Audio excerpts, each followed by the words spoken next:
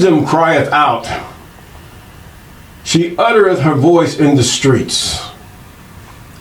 She crieth in the chief place of concourse, in the openings of the gate. In the city she uttereth her words, saying, How long, ye simple ones, will ye love simplicity? And the scorners delight in their scorning, and fools hate knowledge. Turn you at my reproof. Behold, I will pour out my spirit unto you. I will make known my words unto you, because I have called and ye refused. I have stretched out my hand and no man regarded. But ye have set at naught all my counsel, and would none of my reproof. I also will laugh at your calamities. I will mock when you fear cometh. Then shall they call upon me, but I will not answer. They shall seek me early, but they shall not find me. For that they hated knowledge and did not choose to fear the I am. They would none of my counsel. They despise all my reproof. Therefore shall they eat the fruit of their own way, and be filled with their own devices. For the turning away of the simple shall slay them, and the prosperity of fools shall destroy them. But whoso hearken unto me shall dwell safely, and shall be quiet from the fear of evil. Proverbs chapter 1, verse 20 through 33. Deliver me from the hands of evil spirits, who have sway over the thoughts of men's hearts. And let them not lead me astray from thee, my God. Establish thou me and my seed, that we go not astray henceforth and forever. Jubilees chapter 12 and verse 20. Oh, yes, yes, yes. We thank God. We praise him for you, and we thank God for his word, even wisdom. Wisdom, which even the word of the Most High, the laws, commandments, statutes, and ordinances, makes wise the simple. They've been telling you this all throughout the New Testament. It helps you to understand, and by understanding you can depart from evil. Yes, and knowing, having the wisdom that God does not like these things, and these things are not profitable unto you. Yes, we thank God. And we have to look at this book of Proverbs, because the book of Proverbs, when he's talking about wisdom being in a feminine sense, number one, the woman is the first teacher, or the mother is the first teacher, not the woman, but the mother. She's always there. She's talking to her children. Now, man, if you have any sense, you would try to get as much education and much understanding as you can. That way, if nothing else, you can teach your wife. You can sit down and you all can come to a close proximity of each other as far as how you understand life. By your conversations, by showing her what you understand and she's showing you what she understands, because she's going to turn around and teach that child her values.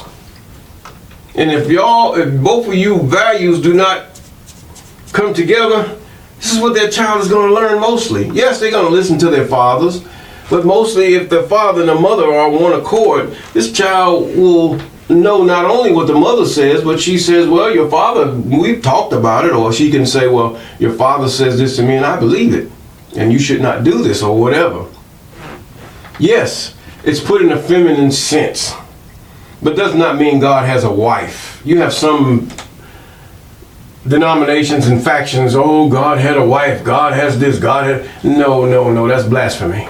You're ignorantly blaspheming God. But the fact is that he put it in a sense in that wisdom is nurturing. In other words, it will bring health to you. Just like your mother, you feed the baby feeding upon her breast. Yes, wisdom is nurturing, so he put it in a feminine sense, from my point of view.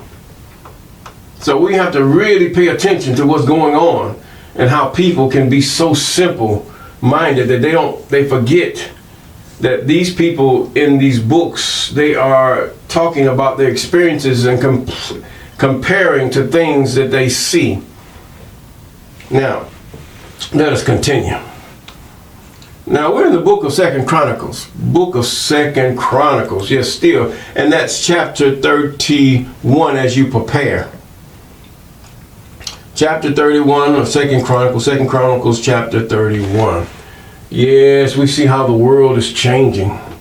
But we see how Jerusalem, how Judah, the Bantu, have turned away from the Most High. Many of your ancestors have come down from Israel, the land of Shem. Some of them is just the land of Shem. You can be, you have a mixture throughout Africa. Hamites, Shemites, Japhites. You have a mixture of people there. It's hard to tell unless you've kept your genealogies. It's hard to tell. It doesn't matter about what wife you've married, but that seed of the man.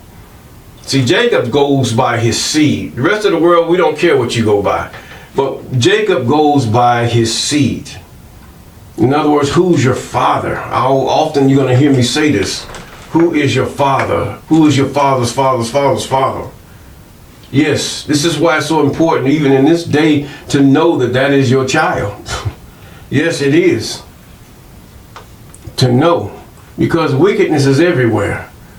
And I'm not going to put the fault on women, but the man might have deceived the woman, and the woman was tempted not to give her any excuse, not in the least, but that she gives something that was not hers, and that was her body. She gave it to her husband, and that was it.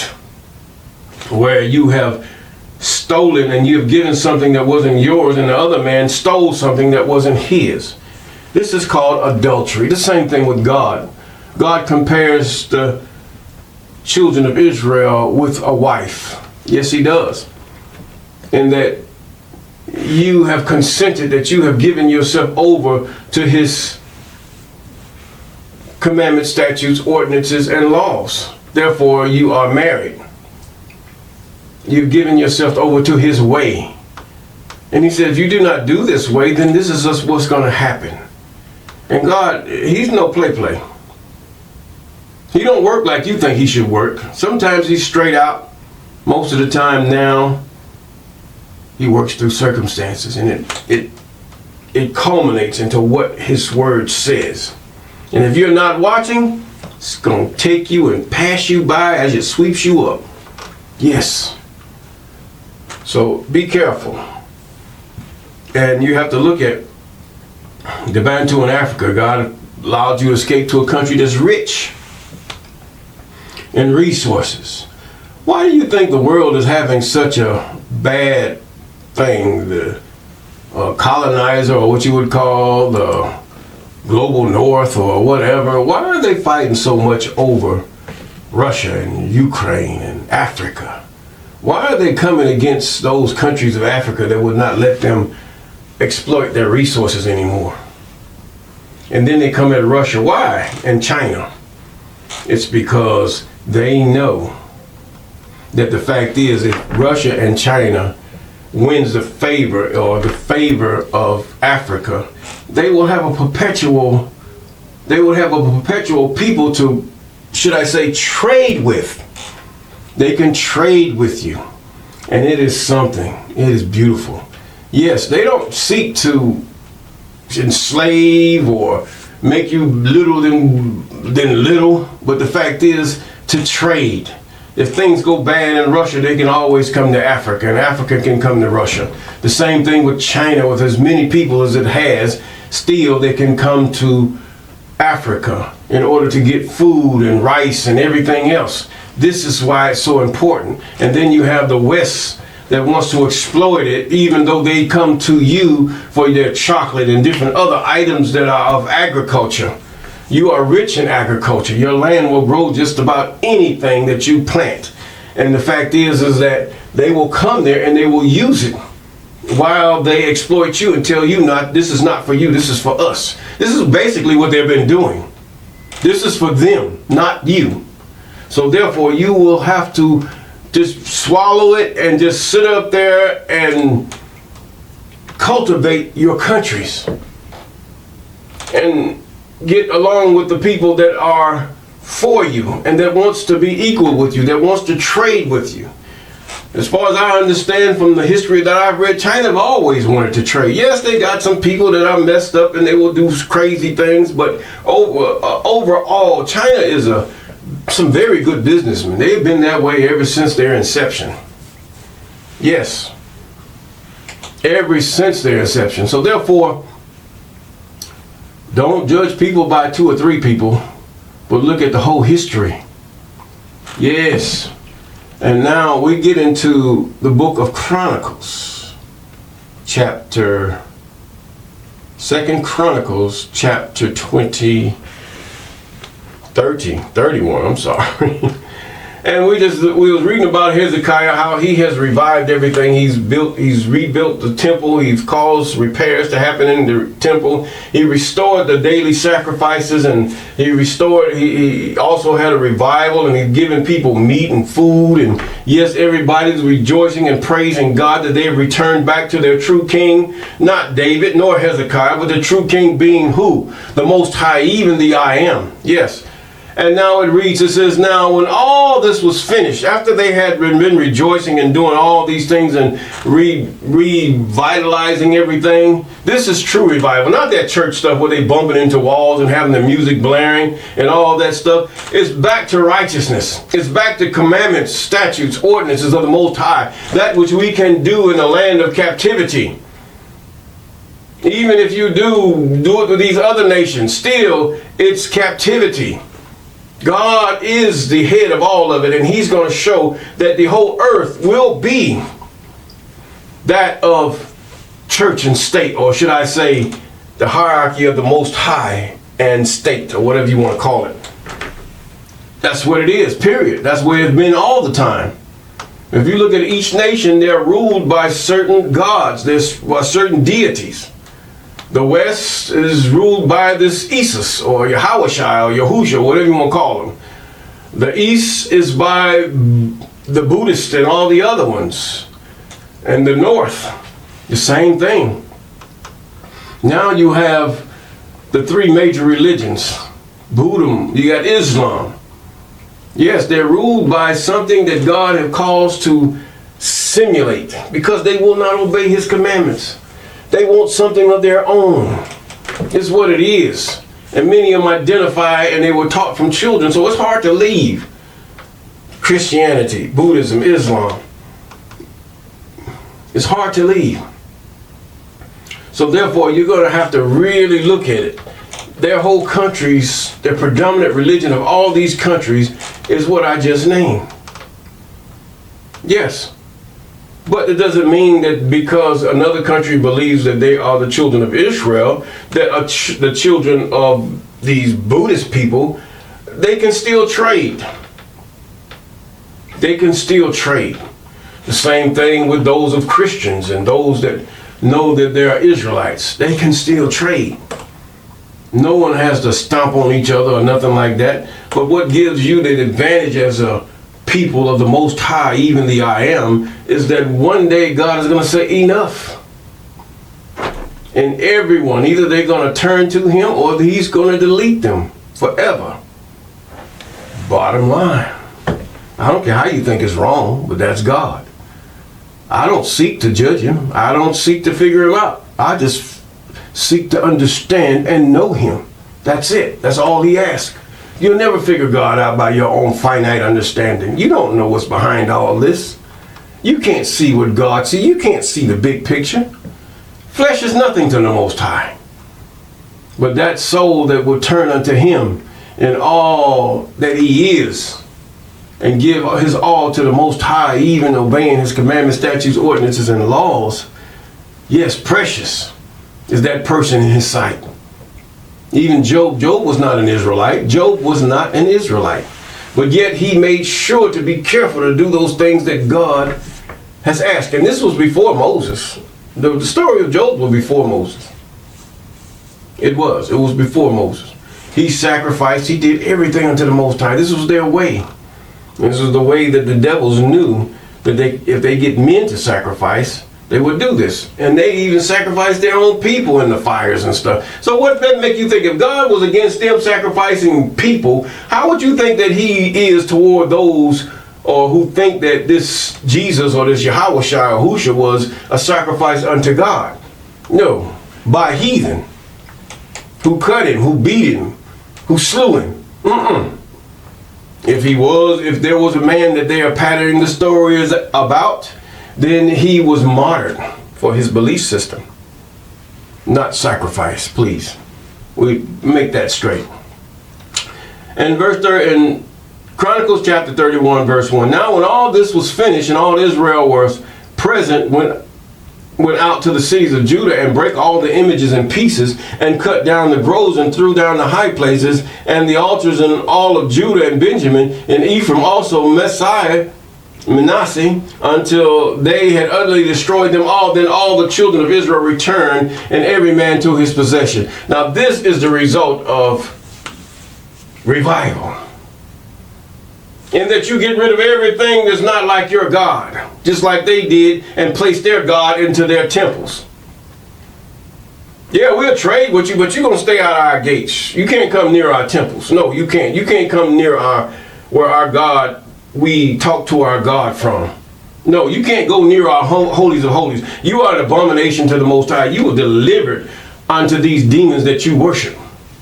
Even your Isis and your Yahweh. Oh, he just cursed. No, I didn't, because it's not true. Check out the Pizos. Now, some of you are going to get that one day.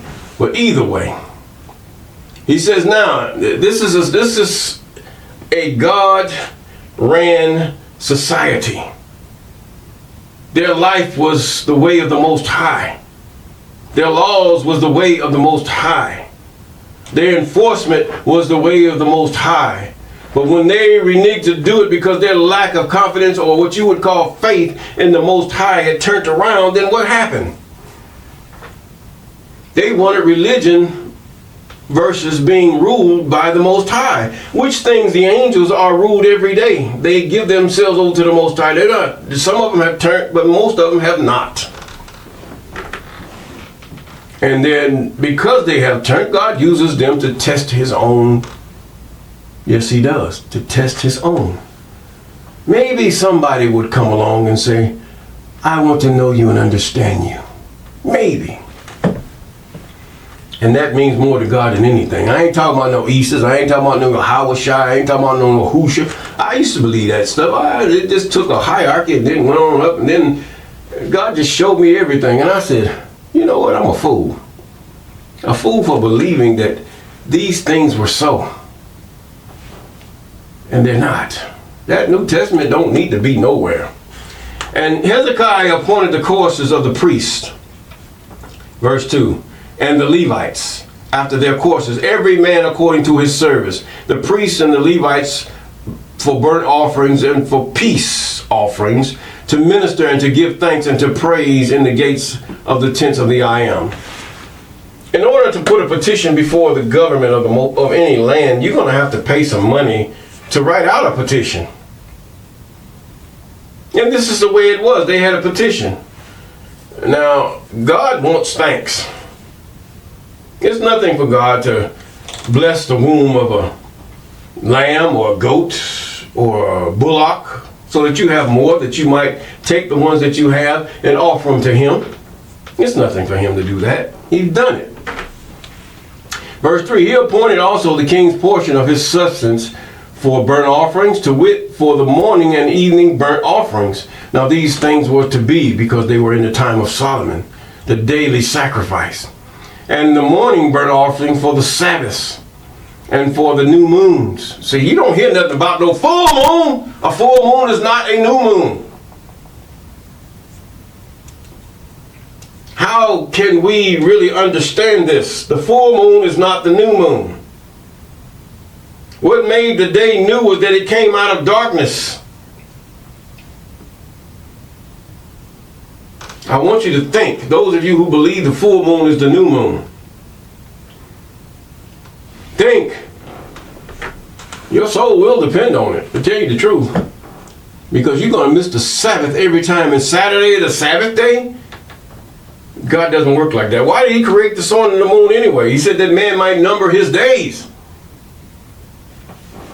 This doesn't mean I can count how many years I lived on earth. But the days until the Sabbath, the days until the new Sabbath year, oh my gosh. Come on here. God did this for a reason. He said to give thanks and praise in the gates of the tents of the I Am. Ooh, I'd rather be a doorkeeper in the gates of the temple, what he says, than dwell in the tents of wickedness. That's what he says, yes. And verse 3, he appointed the king's portion. This was the king's portion to sacrifice unto the Most High. It's saying, God, I'm sorry. God, I'm sorry. I thank you that you let me live along you. I thank you that you give us peace throughout all the land. And the Levites being put to work ministering as the angels minister in heaven. So the Levites are the ministering. You have those seraphim, cherubims, and all those that sit the wheels and that sit around the one in the middle of the wheel. Yeah, they all with the four faces solely crying out holy. And these Levites are sort of mirroring that which is in heaven. Or in the realm of the Most High. They're mirroring it. You don't get this. You don't hear me. No, you don't. No, you don't. You don't hear me at all. You don't hear this word. You don't see through this word. Some of you will. Some of you think about it. Oh, I get it. Maybe the Most High knocked on your soul and bashed your brain to help you understand. This is a government. This is a government. It's not religion. We think it's be religion. This is what they want you to think. He chose you, Jacob. Yes, he has. To be that example unto what, even as it is in heaven now, to be that example. Read the book of Jubilees. He's going to tell you that the angels do these same things in heaven. They observe Sabbath. They understand. They observe all this stuff. Hallelujah. Yes, yes, yes. Burnt offering, Sabbaths. For moreover, he commanded the people that dwelt in Jerusalem to give a portion of the priests and Levites that they might be encouraged in the law of the I Am. That they might be encouraged in the law of the I Am. Get it? He didn't say in the New Testament. He didn't say in Jesus. He didn't say in no Yahweh, Yahusha, Yeshua, or nothing like that. He said, why are you so against Jesus? I'm not against Jesus. If he existed. Now, as long as the commandment came abroad, the children of Israel brought in abundance. You take the EU. You're going to go in the EU and you're going to take its laws and you're going to do what they say according to the laws. You're going to pay obedience to the king or the queen. You're going to bow. You're going to give gifts unto the king, or you're going to give service unto the king or queen. How much more is the Most High? This person is less than nothing. God can speak a word and we all become ashes and the earth will be no more. He can speak a word and everything new is made. Why does he not do it? That's not my way to even think. That's not even my mind to even think. Why does he not do it? But to say, I thank you that you had mercy upon me. Yes. Yes, yes, yes. God is more wiser. We can't see. We don't see the big picture. We don't see the picture God sees, and we're never going to see the picture God sees. Even the prophets of old did not see that picture. All we've given are bits and pieces. We don't know. But we do have the big picture in the law, commandments, statutes, and ordinances that we should love God with all our heart, soul, and mind, and love our neighbor as ourselves. I'm talking about the brethren who follow those things that are right according to the law. Yes. Now, he says now, in verse 5, as soon as the commandment came abroad, the children of Israel brought forth in abundance the first fruits of corn, wine and oil and honey, and of all the increase of the field, and the tithe of all things brought they abundantly. They didn't care. God has saved us. He renewed our mind. The devil doesn't have sway over us. God, take what is yours anyway, just take it. And this was for the priests. And it was, they had their own. They had their portion. Yes, they kept that. And concerning the children of Israel and Judah that dwelt in the cities of Judah, they also brought in the tithe of oxen and sheep, and the tithe of holy things which were consecrated unto the IAM, their God, and laid them by heaps. Agriculture. Agriculture, whether it be of animals or plants, was the first thing God had told man to do upon the planet. And it will be the last thing man's going to do upon this planet. Forever. Agriculture. It's not about tanks and video games and all that. Man got to eat. Man got to have a house. Man got to have clothes. Agriculture. You're missing the whole mark. Why do you think the heathen wants to recolonize Africa, and they want to get Ukraine? Because they know that, and then you got this wicked leader over there trying to do all kind of crazy stuff. Agriculture. What's in the ground that they don't have or they don't want to have? It's in the ground everywhere, to tell you the truth. But you have those who are parasites. They take, but they never give back. All the holes you dig in all the land, do you put the dirt back or something back? None of them do that. Take dirt out of the ground, here's a deep hole, and nothing puts back. Something's going to give. But either way, let us continue. He says now, tithe, he gave them something to sacrifice unto him, and he gave something that they could have for themselves. The priests, everybody was fed, everybody was okay, they had clothes, they had all this stuff. And concerning the children of Israel and Judah that dwelt in the cities of Judah, they also brought in the tithe of oxen, sheep, tithe of holy things, which were consecrated. Oil, agriculture still, the anointing oil, and laid them by heaps. Yes, God had blessed the land. He blessed the land for himself, because he's God. He's the one. He ain't talk about you. He already blessed you. You just give him what you're supposed to give him. If you don't do nothing but take your little garden stuff and just wave it in there and say thank you, and go about your business and eat it, you bless the Most High. And if you can find somebody, it does you no good to give those who can give back to you. It does you really no good. That's the true saying. What good does it do you? You find somebody in need, or somebody come across you that is in need. I ain't talking about money, that's hungry. Agriculture. Many people getting hungry, and most of them is probably drug addicts anyway. Ask for a piece of, I just want some money, and go get them a fifth of liquor or something. Or whiskey or wine, if we want to put it proper. Yeah. He says now, for it says that since the people began to bring the offerings into the house of the IAM, we have had enough to eat. Ha ha! Woo! And have left plenty, for the IAM blessed his people. That which is left is great store. You are not going to lack when you give to God. He that giveth to the poor lendeth to God. In this day and time, since we are in captivity and the heathen and the paganistic nations have taken over, then we just have to sit up there and give to the poor what we have. Your neighbor might have the same thing. You don't give to you, sell it to your neighbor. But that poor person, that person that's been down on their finances, down on this, don't give your money to the wino and the drug addict.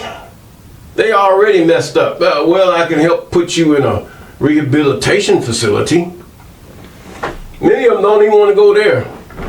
And they'll cuss you and tell you, what kind of person are you? I can give you some food.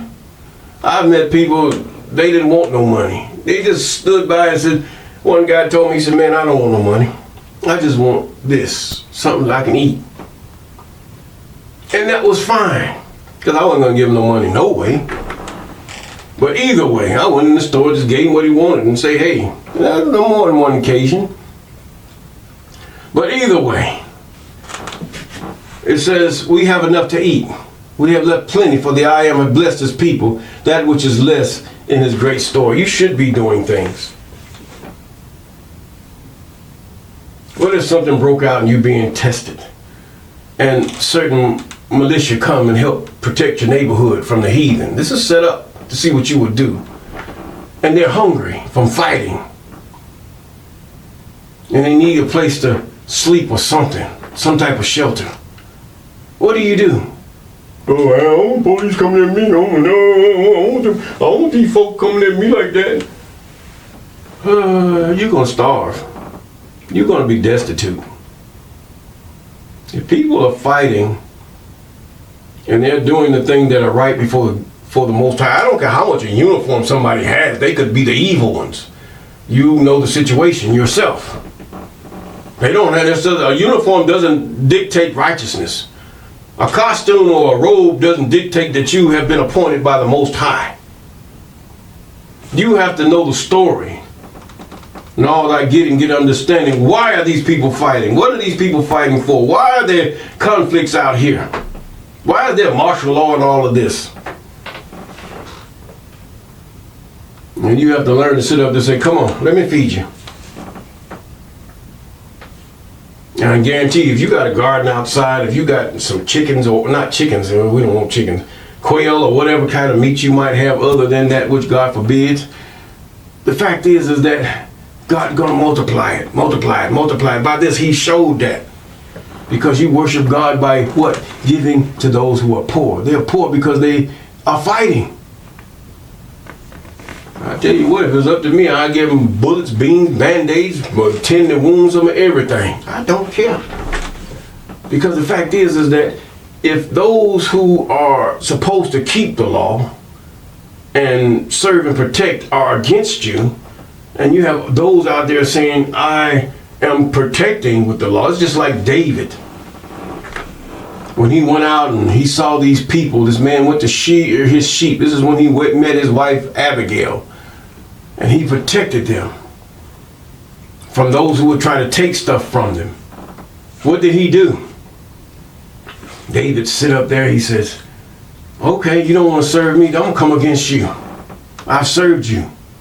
Regardless, you still living, you still got your sheep, you still got your land, you still got your farm. And Abigail, being as a wise woman, a very desirable wife for any man, as far as her mind, I don't know what she looked like, but her mind. And that once she get a family, that's what she gonna stick with, is her family. It's not about the man, it's about the family. It's about the relationship. That's what that is. But the fact is, she came and got the servants and said, let's go feed these folks. They're gonna destroy all of us. Well, forget about him, he's foolish anyway. But even that was her husband. She did not go lay with David or nothing like that. She said, hey, we got to take ourselves first. But she asked David to remember her. When her husband died and David took her as his wife. Yes. All right, enough of that. But we're going to get into it now. He said he blessed the people that which was left had great store. And then Hezekiah commanded to prepare chambers in the house of the IAM, and they prepared them and brought in the offerings and the tithes and the dedicated things faithfully, over to which Conaeth the Levite was ruler, and Shimei his brother was next. And Jehiel and Isaiah and Nahath and Asael and Jeremoth and Josabad and Eliel and Ishmachiah and Mahath and Benaiah were overseers under the hand of Cononiah, and Shimei his brother, at the commandment of Hezekiah the king, and Azariah the ruler of the house of God, and Kor the son of Imnah the Levite, the porter toward the east, was over the freewill offering of God to distribute oblations of the I am and the most holy things. And next him were Eden, Mehanemnim, and Yeshua, or it would be Yeshua. That would be a Y or a I, Yeshua or Yeshua. It's not talking about the Messiah or a Messiah. No, it's not. The Yeshua, it's a common name. Or you can call his name Jesus. That's what they call the other Yeshua. And Shemaiah and Amariah and Shechaniah, and in the cities of the priests in their set office, to give their brethren by courses as well to the great as to the small, and beside the genealogy of males from 3 years old upward, even unto everyone that entereth into the house of the IAM his daily portion for their service in their charge. See, God paid them according to their courses, both the genealogy of the priests by the house of their fathers, and the Levites from 20 years old and upward in their charges by their courses, and to the genealogy of all their little ones and their wives and their sons and their daughters throughout all the congregation. Oh, women were not forsaken. No, no, no, no. Through all their congregation, for in their set office they sanctified themselves in holiness, and also the sons of Aaron the priest, which were in the fields. These were sort of like a high priest in the fields of the suburbs of their cities, and every several city the men that were expressed by name, to give portions to all the males among the priests, and all that were reckoned by genealogies among the Levites. And thus did Hezekiah throughout all Judah, and wrought that which was good and right, truth before the IAM his God. Now, no king had been like this since who? David. Yes. And in every work, and this is the same thing that's going on for King Hezekiah. They're not Israelites, but look at what he's doing. He's saying, we're going to take our gold, we're going to take our silver, we're going to take everything we have, and we're going to bless ourselves first. And if we give you anything, it's because we want you to employ our people. We are blessing ourselves. Yes, you can have it. But the fact is that you will pay our folks first. This is why I heard one Nigerian woman talking about, why do they do this, why do they do that? But anyway, the fact is that I would give them gold. I would let them run it. As long as my people are blessed, if it creates jobs, the man that dig the gold, is the same man that's going to get hungry. And that same man is going to get hungry, going to look for food. Therefore, there are restaurants out there and they're getting the food. And how do they get food? They get food through the agriculture. They get food through those processors that would feed the man that's digging the gold and processing the gold. See, this is how corporations or industry causes jobs to cause other jobs. You got to think out what's the collateral blessing of this. Woo, my God. It doesn't matter. Russia can have all the gold mines they want, as long as you're poor my people. That's what it's all about. And thus did Hezekiah throughout all Judah, and wrought that which was good and right and truth before the IAM. As a matter of fact, the gold mines, they're just leasing anyway. Maybe 99 years they've leased it, maybe so many years according to their laws or constitution. And that's it. They don't own the land. It's not theirs forever. It belongs to the people of the upright people, the King Faso. And an example, put it that way. And I think all Africa should make their lands that way, so that no colonizer can come in, take a piece of land, sell it to one of his kinfolks, and they said, oh, we've had this land for a long time. SA, South Africa, think about it. But either way, now, we here in the United States, we've been disseminated from our land. They have made so much confusion with us, toward us, at us. Many of us don't know who we are, to put it that way. We don't.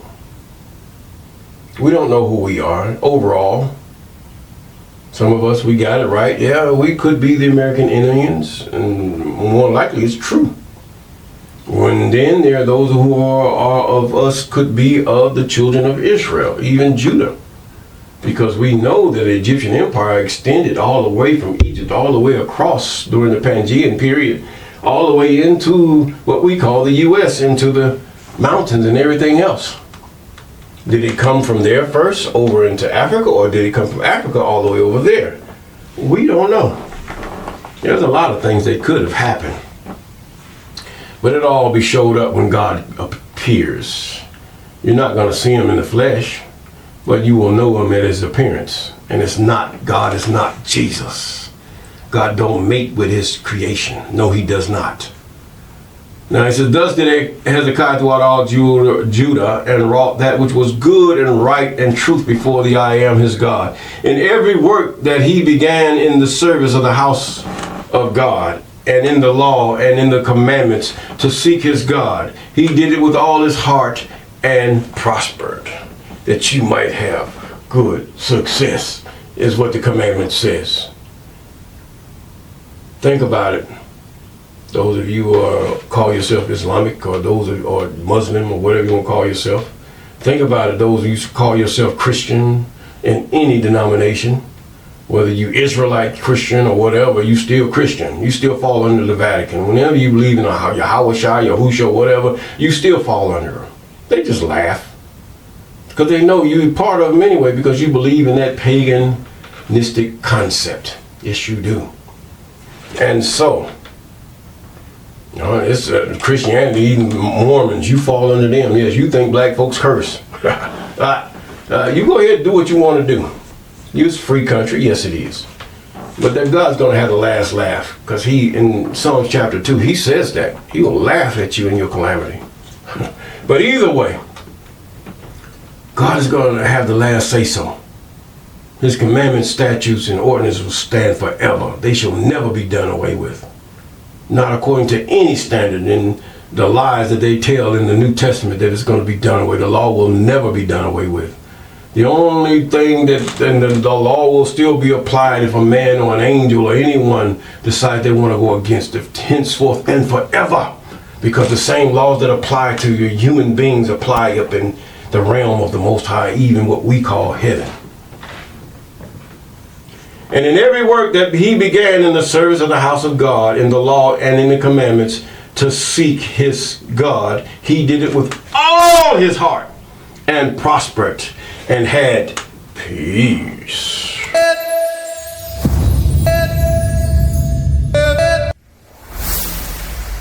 Walk with me.